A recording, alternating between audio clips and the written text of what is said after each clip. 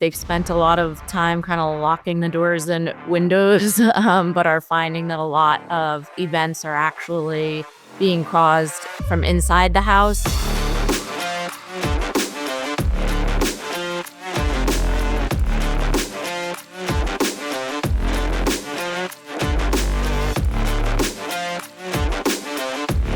Welcome back to Stand Out Before RSA, where we highlight cybersecurity leaders bringing real clarity to the market as we head into RSA in a couple weeks.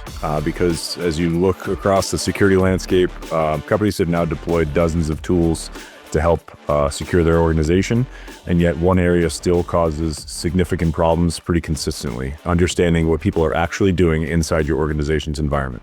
So today I'm joined by Elizabeth Harz, CEO of Veriato. Veriato focuses on what they call behavioral visibility, helping organizations understand actions, patterns, signals coming from employees and insiders that traditional security tools often miss. So Elizabeth, great to have you here. Thanks, Gary. Appreciate it. So let's just jump off. When you're talking to security leaders, CISOs, et cetera, what are they seeing? What are they struggling with the most right now? Like challenges that they're facing in the organization? Yeah, I think, two big themes emerge. One is just the significant issue that insider risk presents. They've spent a lot of time kind of locking the doors and windows, but are finding that a lot of events are actually being caused from inside the house. So that's top of mind for them. And I think adjacent to that is, of course, the rise of AI usage and the security issues that represents clearly as an insider threat as well. Yeah, so we're certainly going to touch on AI in a minute, but I'm curious if you find that this is something that companies have, a formal risk program, insider risk program yet, or is it something that's perhaps even like just outside their purview at this point? It's something new that they haven't yet considered. Yes, it really depends, as you can imagine, on company size and resources. But I do think 24 months from now, insider risk will be a part of everyone's solution set. Even smaller organizations are talking about just the numbers have become impossible to deny, right? And the growth of not only the percentage of attacks, over 80% as a result of insider activity, but the time to contain and the cost of these attacks, it's sort of like what ransomware had the attention and headlines several years ago. These insider transgressions and issues are dominating conversations. So there are certainly, good portion of organizations that already have insider risk strategies, but this is a growing area for many organizations as well. And I think for the organizations that have had insider strategies to date, they still continue to struggle. And we can talk more about this, but a lot of the traditional resources really focus more on machines versus people, and organizations are made up of people. Right. So would you say that knowing that it's obviously difficult to manage, right, for a lot of organizations as currently constituted, especially if they don't have any programs in place, do you think that it's more about, the insider risk kind of profile? Is it more unintentional mistakes by an employee? Is it more of a malicious actor that has an axe to grind or something like that? Or is it perhaps a combination of both that creates the biggest risk for these organizations? It is a combination of both, and perhaps surprisingly, the malicious attacks are actually a minority. They can often be more costly because they can be intentional and more sophisticated. But it is about 20% of insider issues are malicious and intentional, and about 80% are really decent people trying to do their job, faster or better, and just not recognizing, the things that they do are jeopardizing their organization or their department. So There's a big education piece to this, but um, there's a need for tools that help people protect themselves from themselves, because such a large portion of this is people with good intentions making mistakes. Yeah. So, I referenced in the opening that your platform is described as your kind of behavioral visibility platform. Can you expand on what that means, and also maybe just zoom out for those who are unfamiliar right now with Veriato, just kind of what you guys do at a larger, higher level, and then obviously about the platform itself with behavioral visibility. Yes, definitely. So Veriato is a transformational behavioral visibility platform, and we help organizations understand what is going on with their workforce in a increasingly complex world, right? With lots of different devices, very different work patterns than even 10 years ago, never mind, further back. Um, and with the rise of AI, right? This is just a very complex world for leaders, whether executive leaders, people managers, security teams to manage. And so what we've developed, we have 25 years experience in insider risk, and we just had the luxury to really re-platform and rebuild at a moment where the tools and the capabilities are so much more interesting than even a few years ago. So we have this, great combination of history and expertise, but also a very of the moment platform that helps organizations understand what's going on in behavior. And so we look at over 200 signals. We're looking at what applications people are using. We're looking at communication patterns.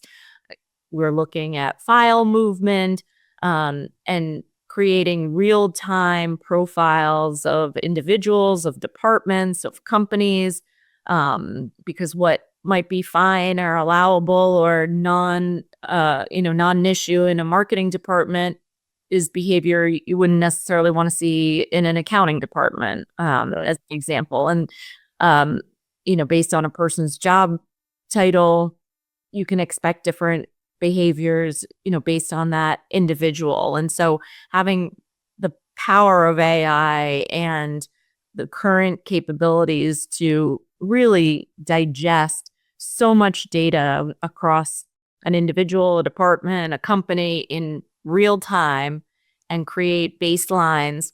I kind of talk about it as like vital signals, vital signs on a patient, right? And we're just constantly checking those vital signs and being able to identify any anomalies. So if the heart rate's going crazy or the temperature's way out of whack or the blood pressure's wrong, right? Being able to surface those issues. And maybe most importantly, is, presenting intelligence and context and recommendations to the security team or to the executive team, to the manager, and not just adding to the alert fatigue in security. But so the platform looking at behavior, creating constantly updated baselines, seeing when there are anomalies, raising those issues, and providing a lot of context and insight to help make the right business and security decisions.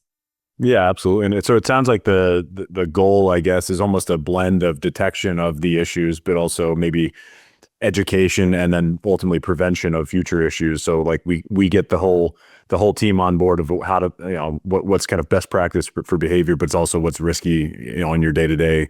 So we as the team theoretically would be cognizant of the potential issues that are out there in terms of our own behavior. Is that fair to say?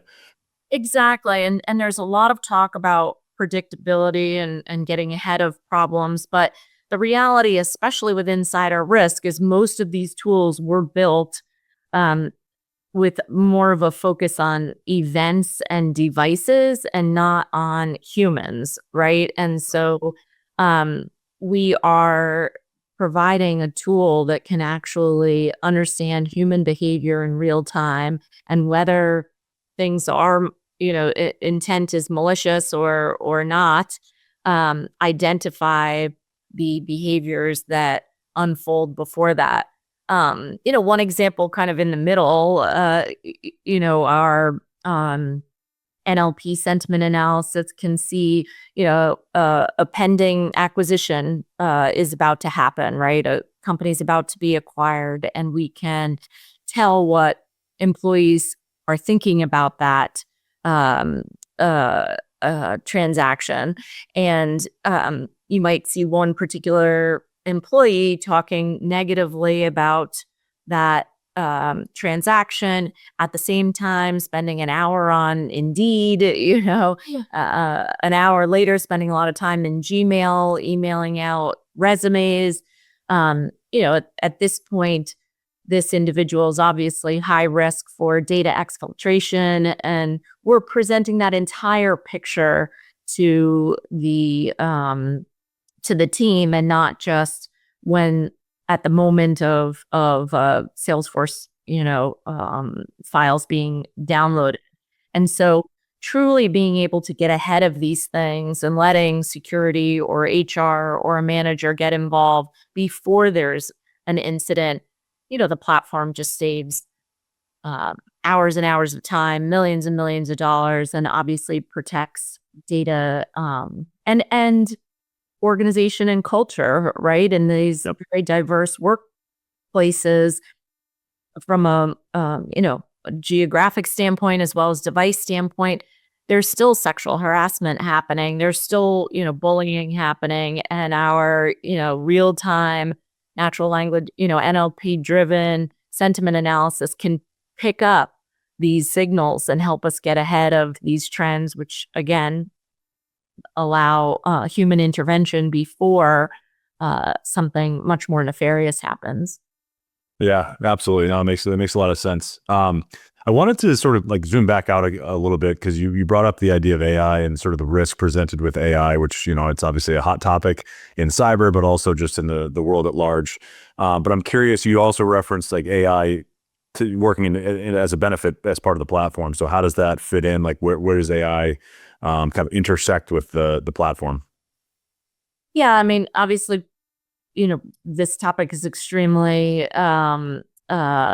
is debated constantly, especially in security. But you know, I'm definitely a big believer in the advantages that AI brings to our discipline. Obviously, the usage of AI expands risk exponentially. And again, this is like in a good employee camp where people may be uploading, PII or proprietary information to an agent in order to better understand it themselves or help explain it in different ways. But obviously, a huge risk for data exfiltration. And so, being us having the opportunity to rebuild the platform at this moment and integrate a lot of AI into Veriato has been a great opportunity, because clearly, we have experimented with different, models in the past and machine learning tools, but it is nothing like the horsepower that's available today. And so to be able to do the things I've been talking about, like creating a baseline for each individual employee, that would be impossible without the power of today's models. We have developed the platform to allow our customers to bring their own LLMs for conversational insights, and to make sure that we're able to integrate with all of their systems, which is great. But our, sentiment analysis and some of the other tools I talked about are proprietary and built with neural networks that, again, really weren't available even a couple of years ago. So AI is, both that opportunity, but also a threat. And I think, having tools that weren't developed with AI at its core in this day and age, there's just no way to stay ahead of what's happening in one's workforce and what's coming around the corner. Yeah, no, AI is, as you said, a hot topic. So I think your answer is like right, hit the nail right on the head of kind of in my brain how AI should be used, right? And as I'm hearing you kind of describe Veriato and the platform and sort of the benefits to the organization, it sounds like the benefits extend well beyond just the security kind of personnel within the organization. It obviously makes them feel a little bit more comfortable with how things are going, but at the leadership level, more broadly across the organization. So as that sort of, I guess, belief and kind of, infiltrates into the leadership teams, how do you see, your customers balancing kind of, I guess, internally the need for visibility and the benefits that come with that versus the potential, employee risk? I'll use the air quotes of like the privacy argument for the employees themselves, right? Like where does that balance land with the clients that you guys are working with? Yeah, I think this is again just evolved significantly over the last several years. I think part of this is generational and workers under age 40 or so, right? I don't know what the exact age is. Grew up with technology in a way that's very different and frankly trust technology to monitor or evaluate what's happening more than they trust, humans with their own um lenses. And in general, I think from a generational standpoint, people understand that new tools have to be used in order to enable new types of work patterns, right? If people want the freedom of work from anywhere, if they want to bring their own devices, if they want to use AI at work, they just inherently kind of understand that there's important protections that have to be put in place for their own workforce culture, but also to protect clients' data and to be in compliance with regulations, especially in finance and healthcare and other, heavily regulated environments. So I think, as we rebuilt the platform, an ethical approach to all of this was really at the core and wanted to make sure that we focused really on red, yellow, green, providing context and information that was useful, but to also protect privacy and redact. Somebody's buying a couch on Amazon, or I don't know, do you buy a couch on Amazon? Buying, something for your kids, basketball team on Amazon. Credit cards are automatically redacted, so it's not like somebody at the company is going to see your credit card information. So I think approaching this from an ethical, responsible standpoint is extremely important. But new tools have to be used as technology continues to progress and be used in new ways. Yeah, and I think you guys are obviously right in the midst of the insider risk discussion day in and day out. But to ask you to put your sort of your prediction hat on here, in the next couple of years, 2 to 5 years, let's say, how do you think more broadly organizations are going to be thinking about insider risk? Obviously, it's like as you referenced, it's something kind of there's early adopters and there's people that are starting to see the benefits of it, but maybe the masses haven't yet kind of just automatically added it to their security stack. So how do you see the shift in mindset organizationally over the next few years? Yes, I think the next couple of years is the moment where insider risk becomes essential to a security plan. And we see some of our customers actually using our platform for all of their security needs. Their budgets are on the smaller side, and they're able to use us for everything from the insider risk capabilities we were talking about to DLP.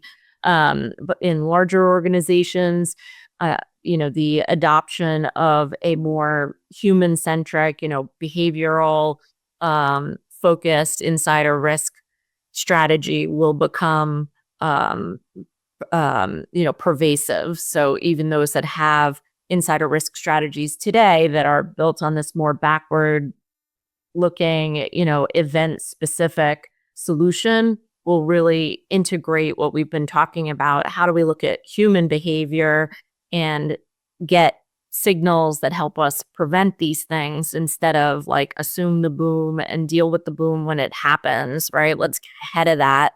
and avoid the boom from even happening. And with today's tools, with AI, this is entirely possible. We're doing it every day with our customers around the world. And so I see 2 years from now, you and I won't be talking about the rate of adoption. We'll just be talking about, increased capabilities with regards to behavioral intelligence and insider risk. Um, and I think we'll see much fewer incidents, which is great for everybody. Yeah, perfect. Well, as we wrap this up, Liz, I would love to just put a spotlight on you. What's the best way for listeners to connect with you, learn more about Veriato, the platform, what you're doing in insider risk? I'll be at RSA. So if you're watching this at RSA, let me know. We can grab a coffee. Old school face to face is always still a lot of fun. I am also reachable at Harz at Veriato and through LinkedIn. But love talking to our current customers as well as prospects and people trying to figure out how to integrate, insider risk strategies. People have a lot of tools already. And so as we built this, we wanted to make sure it was as flexible and additive as people wanted it. So, really enjoyed those conversations to talk about how do you quickly spin up an insider risk strategy and how does it complement other tools and parts of your security strategy. Perfect. Well, we appreciate you very much for joining us. And obviously, as we all kind of the final days towards RSA, continues to be a lot of noise in the industry, but the conversations like this are really helpful in bringing focus to some of the challenges that companies are facing. Obviously, insider risk being a significant one. So we really appreciate the discussion about how Veriato's thinking about behavioral visibility, how you guys are sort of shaping that part of the market and helping security teams better understand what's happening inside their environment. So thank you again for joining, Liz, and to everyone else, stay tuned for more great episodes of Stand Out Before RSA.